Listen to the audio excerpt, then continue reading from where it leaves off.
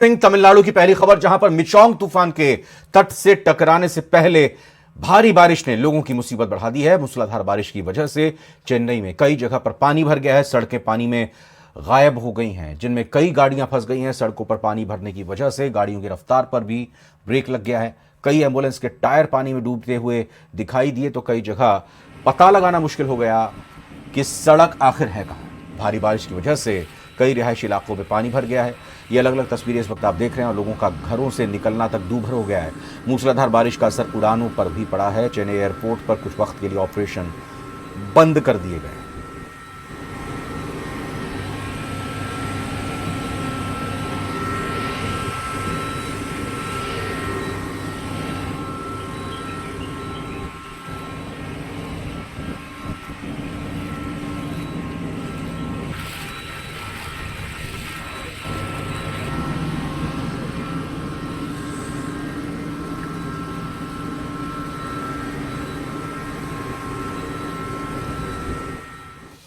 बंगाल की खाड़ी के ऊपर बना चक्रवाती तूफान मिगजॉम खतरनाक होता जा रहा है। समंदर के तटवर्ती इलाकों में तेज हवाओं के साथ बारिश हो रही है। रनवे पर पानी भरने के बाद चेन्नई एयरपोर्ट को बंद कर दिया गया है। एनडीआरएफ की टीम को अलर्ट पर रखा गया है।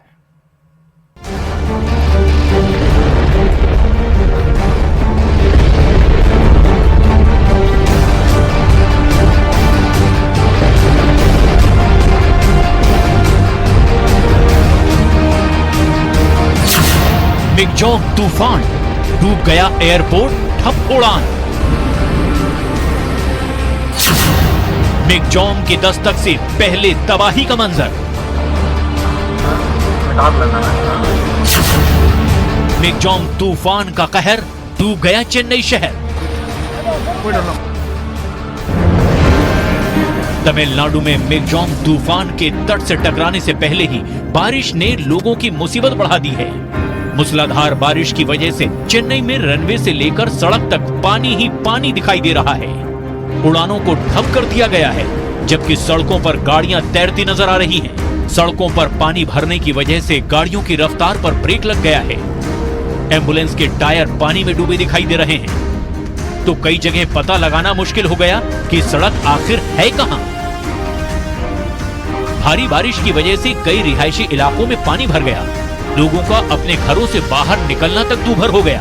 तूफान के खतरे से निपटने के लिए एहतियातन पुडुचेरी और आंध्र प्रदेश के तटीय जिलों में स्कूलों को बंद कर दिया गया है। तमिलनाडु में मूसलाधार बारिश के चलते एयरपोर्ट पर उड़ानों को भी रोक दिया गया है।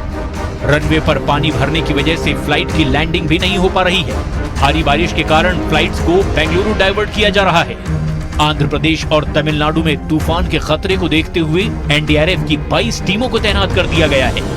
11 टीमें आंध्र प्रदेश और 11 टीमें चेन्नई में मोर्चा संभाले हुए हैं। जानकारी के मुताबिक साइक्लोन मिगजॉम की रफ्तार 90 किलोमीटर प्रति घंटा है और कल इसके स्पीड 95 किलोमीटर प्रति घंटा से लेकर 105 किलोमीटर प्रति घंटा के बीच होने की आशंका जाहिर की गई है। हालांकि तूफान की दस्तक से पहले तबाही का दौर अभी से शुरू हो गया है। समंदर से उठे चक्रवाती तूफान मिगजॉम ने तमिलनाडु में तबाही मचाना शुरू कर दिया है। चेन्नई के कई इलाकों में बेहिसाब बरसात हो रही है, जिससे कई इलाकों में बाढ़ जैसे हालात बन गए हैं। अब तक कई पेड़ उखड़ चुके हैं, जबकि सड़कों पर घुटने से कमर तक पानी भर गया है।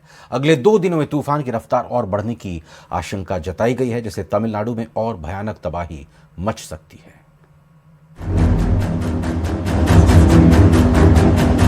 तमिलनाडु पर समंदर की 10वीं आफत ने दी दस्तक।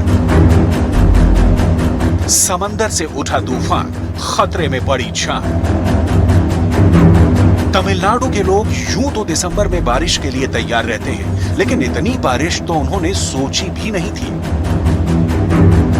मिगजॉम तूफान नाम है समंदर की इस 10वीं आफत का, जिसने तमिलनाडु के लोगों का जीना मुहाल कर दिया है। पिछले 32 बरस में तमिलनाडु 9 समुद्री तूफानों को झेल चुका है, लेकिन दिसंबर के महीने में आया ये तूफान कुछ अलग है। पिछले 24 घंटे में तमिलनाडु की सारी व्यवस्था पटरी से उतर चुकी है। चेन्नई एयरपोर्ट के टैक्सी वे पर पानी भर गया है, जिससे सभी एयरक्राफ्ट टैक्सी वे फंसे हुए हैं। यही नहीं, आसमानी आफत को देखते हुए चेन्नई एयरपोर्ट से सभी ऑपरेशन रात 11 बजे तक के लिए रद्द कर दिए गए हैं। तूफानी बारिश शुरू हुई तो तमिलनाडु की राजधानी चेन्नई खुद को संभाल नहीं पाई।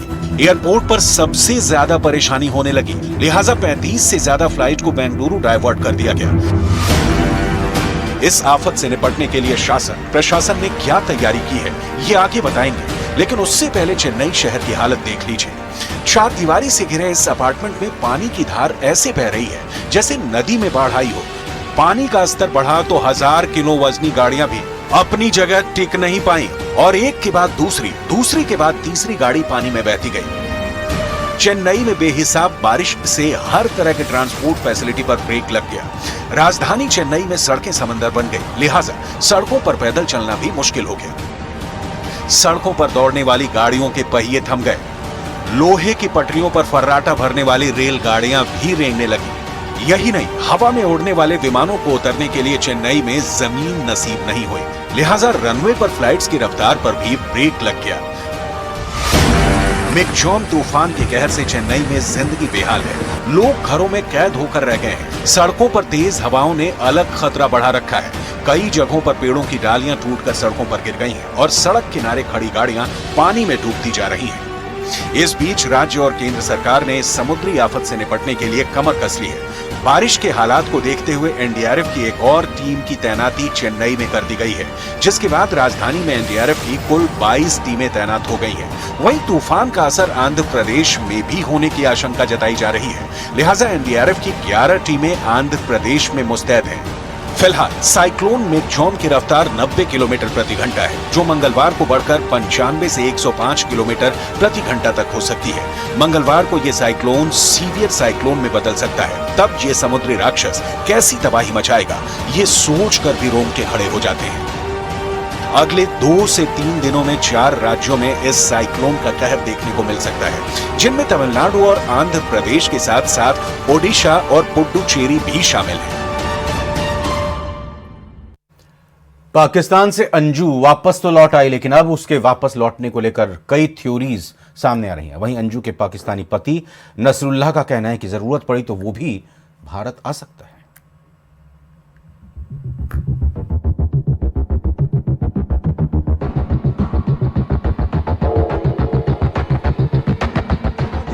क्या दिक्कत क्या हुई थी? क्या दिक्कत की हुई थी ये बता। नहीं, मैं हैप्पी हूँ। पाकिस्तान से अंजू देश लौट आई है। खुफिया एजेंसियां अंजू से पूछताछ कर रही हैं। अंजू का कहना है कि वो अपने बच्चों से मिलने आई है और अगर बच्चे राजी हुए तो वो उन्हें अपने साथ पाकिस्तान ले जाएगी।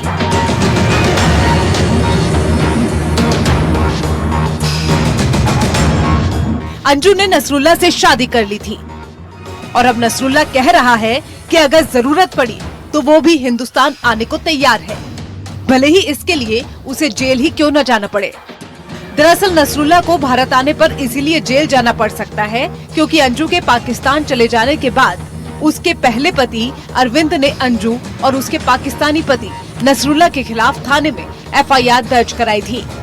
अब ऐसे में अगर नसरुल्लाह भारत आता है तो जिस थाने में ये शिकायत दर्ज है वहाँ की पुलिस उससे पूछताछ कर सकती है और उसकी गिरफ्तारी भी हो सकती है।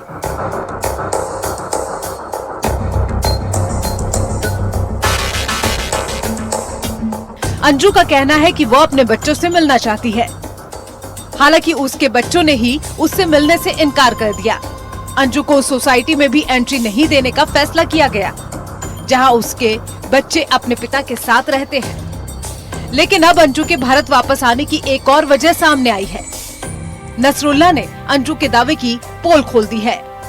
नसरुल्लाह ने बताया है कि अंजू का वीजा खत्म हो गया था और पाकिस्तान के विदेश मंत्रालय ने बार बार गुहार लगाने के बाद भी उसे नहीं बढ़ाया, लिहाजा अंजू के पास वापस भारत आने के अलावा और कोई रास्ता नहीं बचा था। नसरुल्लाह ने ये भी उम्मीद जताई है कि अंजू 3 महीने बाद फिर से पाकिस्तान आ जाएगी। नसरुल्लाह ने ये भी कहा है कि अगर उसे भारत का वीजा मिलता है तो वो अंजू को फिर से पाकिस्तान वापस लेने के लिए भारत आ सकता है। भारत आने के बाद अब अंजू कहाँ है, ये कोई नहीं बता रहा। अंजू ना तो भिवाड़ी गई है और ना ही अब तक बच्चों से मिली है। इस बीच अंजू जहां रहती थी वहां पर सुरक्षा व्यवस्था और भी ज्यादा कड़ी कर दी गई है। आईबी की एक टीम ने अंजू के बच्चों से पूछताछ भी की है। अंजू की एक 15 साल की बेटी और 6 साल का बेटा है। अंजू के पाकिस्तान से वापस भारत लौटने को लेकर दावा किया जा रहा है कि पाकिस्तान की सरकार की तरफ से अंजू का वीजा नहीं बढ़ाया गया, जिस वजह से अंजू वापस भारत लौटी है। अगर अंजू को पाकिस्तान जाने के लिए और नसरुल्लाह को भारत आने के लिए वीजा नहीं मिलता तो वो दुबई में शिफ्ट हो सकते हैं।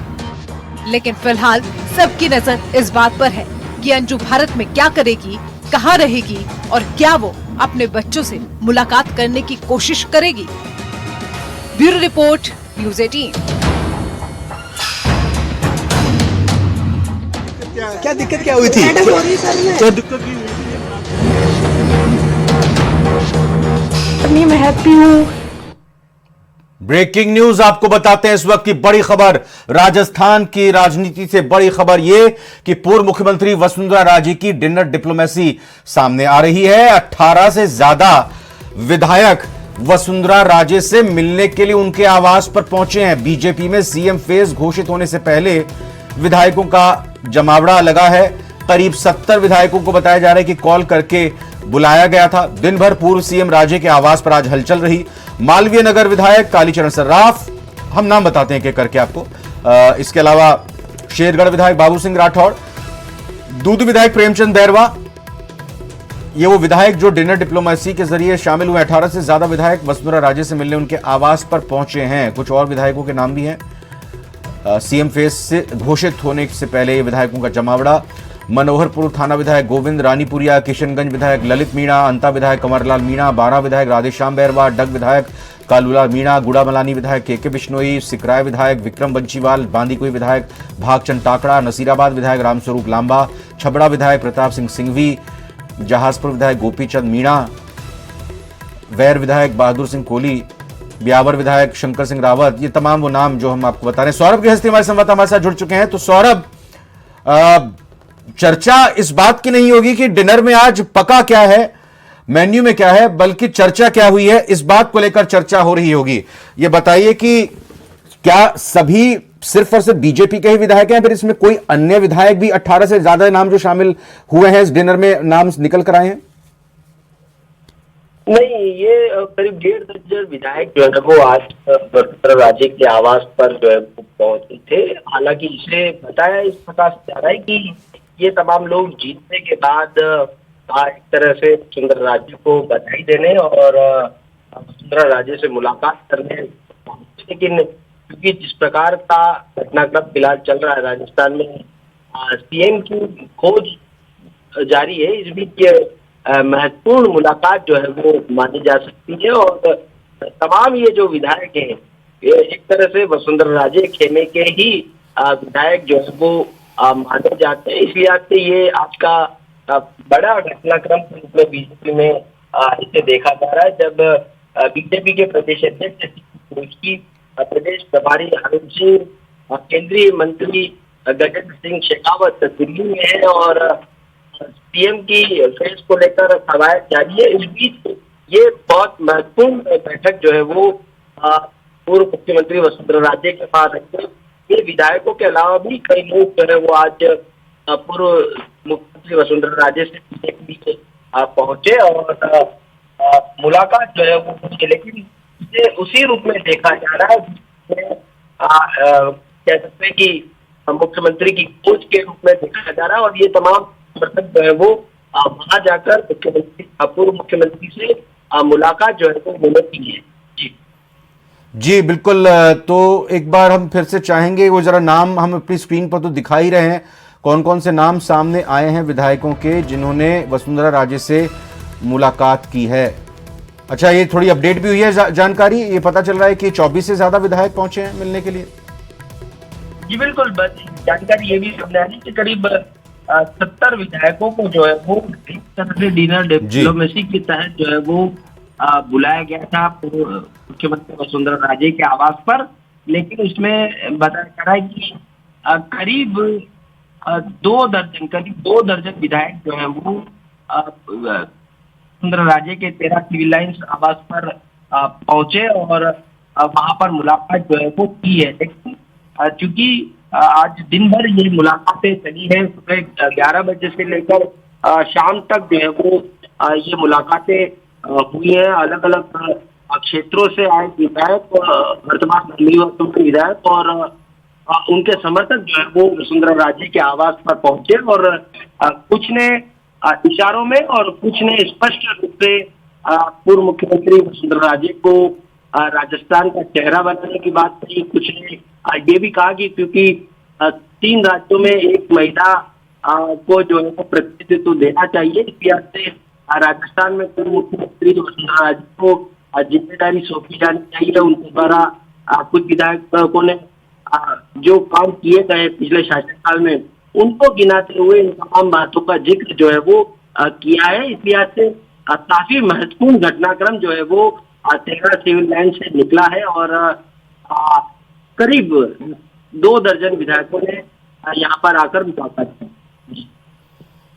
तो किसी ने कुछ जानकारी दी? जो 2 दर्जन विधायक जाहिर तौर पर वो जयपुर में ही मौजूद रहे होंगे, कोशिश की संपर्क करने की, क्या कुछ उनका कहना है? ये सौजन्य मुलाकात ही बता रहे हैं या कुछ अंदर खाने सूत्रों से कुछ जानकारी मिल रही है? सौरभ जी बिल्कुल, देखिए कुछ विधायकों मैंने जिस प्रकार से मैंने बताया कि विधायक जो पिंडवाड़ा के विधायक है समाराम गरासिया, उन्होंने स्पष्ट रूप से कहा कि पूर्व मुख्यमंत्री वसुंधरा राजे मुख्यमंत्री बने, साथ ही विजय सिंह चौधरी जो नावा से जीत कर आए, उन्होंने कहा कि जनता चाहती है कि वसुंधरा राजे जो है वो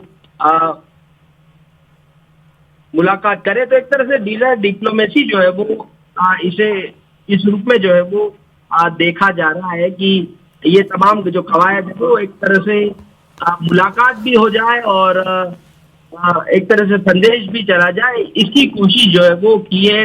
वेर विधायक जो बहादुर सिंह कोहली है, उन्होंने वो भी 13 सिविल लाइन पर आए और ये भी कहा कि वसुंधरा राजे को मजबूत करने के लिए वो यहाँ पर आए हैं। गोपी चंद मीणा, उनका ये कहना था कि जन भावना है कि राजस्थान में वसुंधरा राजे को जो है वो मुख्यमंत्री बनाया जाए। लेकिन ये देखिए ये तय जो है वो आलाकमान को करना है, लेकिन चूंकि जिस प्रकार का घटनाक्रम चल रहा है इस लिहाज से ये एक तरह से महत्वपूर्ण हो जाता है। लेकिन इसे एक सामान्य मुलाकात के रूप में भी देखा जा सकता है क्योंकि वसुंधरा राजे 40 से अधिक विधानसभा क्षेत्रों में प्रचार किया था और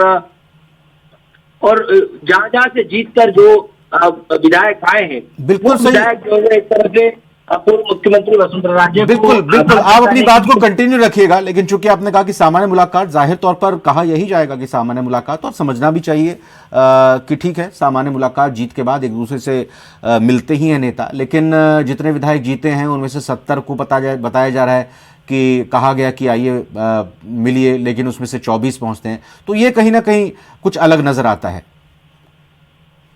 जी बिल्कुल, क्योंकि जिस प्रकार से मैंने पहले बात कही कि एक तरह से डिनर डिप्लोमेसी है और उसके जरिए संदेश देने की भी कोशिश जो है वो इसे माना जा सकता है। मुख्यमंत्री वसुंधरा राजे द्वारा की एक मैसेज देने की कोशिश जो है वो उनके द्वारा की गई है। लेकिन दूसरी बात ये भी होना चाहिए कि जहाँ जहाँ पूर्व मुख्यमंत्री वसुंधरा राजे सभाओं के लिए गई, वहां से जो विधायक जीत कर आए हैं वो एक तरह से एक आभार जताने के लिए बिल्कुल यहाँ पर आए हैं। लेकिन वही बात की आज का दिन क्यों चुना गया और उसके पीछे क्या मंशा है, ये एक महत्वपूर्ण पहलू जो है वो इस पूरे घटनाक्रम में। ये तस्वीरें भी हम दिखा रहे हैं न्यूज़ 18 राजस्थान पर सौरभ, और जाहिर तौर पर आप जो कवरेज के लिए गए होंगे या फिर अलग सूत्रों से ये पहुंची होगी तस्वीर, जिसमें काफी गहमा गहमी यहाँ गाड़ियों की देखने को मिल रही है। अंदर आते जाते हुए भी विधायक महोदय ही संभवतः ये जा रहे हैं। जो थोड़ा इनको अगर एक्सप्लेन कर पाएं कि कौन सी गाड़ी अभी अंदर गई या क्या कुछ इसमें रहा। जी बिल्कुल, देखिए मैंने जिस प्रकार से बताया कि आज दिन भर ये घटनाक्रम रहा है। अभी शाम तक कई लगातार अलग अलग क्षेत्रों से अलग अलग क्षेत्रों से ये विधायक आए, कोई गुड़ा बना दिखता है, कोई इतना ऐसा है नजीराबाद से, छपरा से, जहाजपुर, बेर, ब्यावर, जायल, नावा, पिंडवाड़ा, नीवाई, बाटी, केकड़ी, मनोहरपुर, टाटा, मालवीनगर, शेरगढ़, ये अलग अलग इलाकों का है। तो ये दिन भर जो है वो घटनाक्रम आपको मुख्यमंत्री वसुंधरा राजे के यहाँ पर रहा है। लेकिन कई लोगों ने ये भी पूरी तरह से स्पष्ट नहीं कहा कि वसुंधरा राजे ही चेहरा जो है वो होनी चाहिए, लेकिन कईयों ने ये कहा कि एक औपचारिक मुलाकात करने के लिए आए हैं, उन्हें इसे डिनर का नाम देने की भी जो है वो कोशिश की। कुछ लोगों ने वसुंधरा राजे का आभार करने की बात यहाँ पर कहते हुए नजर आए। एक तरह से ये संदेश देने की कोशिश जो है वो ज्यादा लग रही है। और बिल्कुल ये जयपुर में तो हलचल चल ही रही है और साथ ही साथ दिल्ली में उधर मेल मुलाकात का सिलसिला अरुण सिंह और अगर सीपी जोशी की बात करें, उन्होंने राष्ट्रीय अध्यक्ष जेपी नड्डा से मुलाकात की, गृह मंत्री से मुलाकात की, कल भी कुछ मुलाकातों का दौर हो सकता है। इस संबंध में जयपुर से बीजेपी खेमे से कुछ खबर आ रही है, किसी का दिल्ली जाना हो या किसी को बुलावा आया हो? देखिए, कुछ नेता दिल्ली में है, सीपी जोशी दिल्ली में है, अरुण सिंह दिल्ली में है, गजेंद्र सिंह शेखावत दिल्ली में है, प्रताप पूजी महाराज दिल्ली में है, इसके अलावा बाबा बालकनाथ जो है दिल्ली में। हालांकि सांसदों का दिल्ली में होने का कारण लोकसभा शुरू हुई है, इतिहास में देखा जा रहा है। लेकिन प्रदेश अध्यक्ष आज जेपी नड्डा से मिले, अमित शाह से मिले, क्योंकि बड़ी जीत राजस्थान में बीजेपी ने हासिल की है। तो एक तरह से पार्टी नेतृत्व का आभार जताने के लिए, क्योंकि पार्टी नेतृत्व ने कई सभाएं की और बड़ी जीत को बीजेपी को यहाँ पर मिलाई। तो पहले आभार, अब पर्यवेक्षक की नियुक्ति होनी है, साथ ही विधायक दल की बैठक जो है वो अब होने वाली है। तो उन तमाम पहलुओं के बारे में देखिए, मुख्यमंत्री का चेहरा तो तय अपना ही है, लेकिन उसके साथ साथ मंत्रिमंडल में भी कौन कौन चेहरे शामिल होंगे, किस प्रकार की सोशल इंजीनियरिंग करनी है, किन किन विधायकों को मंत्रिमंडल में शामिल करना है, किन क्षेत्रों को जो है वो प्रमुखता देनी है, इन तमाम पहलुओं पर चर्चा दिल्ली में हो रही है। और कल भी संभवतः दिल्ली में इस प्रकार की चर्चाएं होने की संभावना है। बताया जा रहा है कि 7 या 8 दिसंबर को राजस्थान में जो है वो सरकार फ्रेम हो सकती है। तो उससे पहले ये तमाम कवायद करना बहुत ज्यादा जरूरी हो जाता है। इसी कड़ी में तमाम नेता जो है वो दिल्ली में है और अब एक तरह से एक्सरसाइज जो है वो की जा रही है कि आखिर मुख्यमंत्री कौन होगा। और मुख्यमंत्री की इस लिहाज से महत्वपूर्ण है क्योंकि 2021 का चुनाव महत्वपूर्ण चुनाव जो है वो आने वाला है। तो मुख्यमंत्री का चेहरा वो होगा जो 25 से 25 सीटें जो है वो बीजेपी के झोली पे डाले, वो गारंटी लेने वाला ही जो है वो मुख्यमंत्री होगा। और ऐसे में मुख्यमंत्री के नाम पर भी कई बड़े नेताओं के नाम चर्चाओं में, चाहे बात गजेंद्र सिंह शेखावत हो, राजवर्धन सिंह राठौड़ हो, वसुंधरा राजे हो, ओम बिरला हो, और इन तमाम नेताओं के नाम जो है वो जब है तो एक नाम पर सौरभ, बातचीत और जानकारी आपसे लेते रहेंगे, लेकिन फिलहाल हम एक छोटे से ब्रेक के रुकेंगे। ब्रेक के बाद लौटेंगे तो बड़ी खबर पर लगातार बने रहेंगे, कहीं मत जाइएगा। न्यूज 18 राजस्थान के साथ बने रहिए।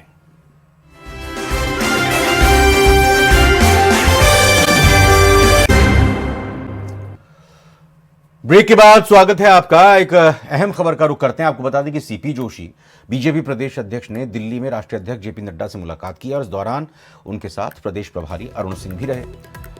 और ये तस्वीरें जारी हुई हैं इस मुलाकात की, यानी जो जेपी नड्डा बीजेपी राष्ट्रीय अध्यक्ष से मुलाकात की और केंद्रीय गृह मंत्री अमित शाह से मुलाकात की।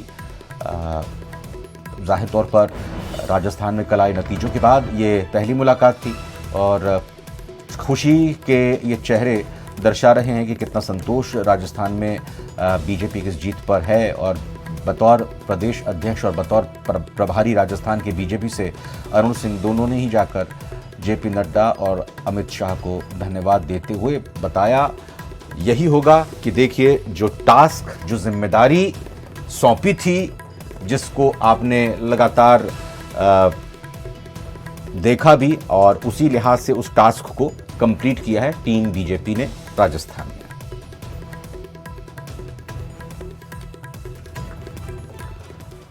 और विधानसभा चुनावों में बीजेपी ने प्रचंड जीत हासिल की है। बीजेपी ने मध्य प्रदेश, राजस्थान और छत्तीसगढ़ जैसे 3 बड़े राज्यों में बहुमत के साथ सत्ता में वापसी की है। कांग्रेस नेता अधीर रंजन चौधरी ने बीजेपी की इस जीत पर अपनी प्रतिक्रिया दी है। उन्होंने क्या कुछ कहा वो आपको बताएंगे भी और दिखाएंगे भी, लेकिन अपने आप में अब ये अच्छी बात और बेहतर बात कही जा सकती है कि अगर चुनाव में जीत मिलती है और जीत मिलने के बाद अगर कोई विपक्षी दल के नेता बड़ा दिल दिखाते हुए बधाई देते हैं तो ये अच्छी बात है। सुनते हैं अधीर रंजन को। कहते हैं कि मोदी की जीत है। सर आपने कहा था कि ये मोदी जी की जीत है, बीजेपी की नहीं है, इस पर आप क्या कहना चाहते हैं? मोदी जी खुद कहते हैं कि जनता की जीत है और बीजेपी कहते हैं कि मोदी की जीत है। खुद तय कर ले, वो तय करे किसका जीत है। सर और इसी के साथ फिलहाल बुलेटिन में इतना ही। आप बने रहिए न्यूज़ 18 राजस्थान के साथ। नमस्कार।